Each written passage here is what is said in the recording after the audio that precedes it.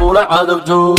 hortayda lagu diimay oo la iigu maadsan dad aan tolmooday sixir ila beegsan wagii baryo boga la ijiiday adoo badda jooga qisadayda maqashay dhaxlaad xirato waad soo buugtay kunka roon shubayay waad soo buugtay dahriga iga degay dabiiba shubaya ada idaawe oo ibaantay halkii bogta ay ku tala iga bi'iyey bisinka ii qabtay oo ibuubshay ku boqray kuu bogay shubeya ada idaawe oo ibaantay halkii bogta ay ku tala iga bi'iyey bisinka ii qabtay oo ibuubshay ku boqray kuu bogay shubeya anoo dayaxsano baruran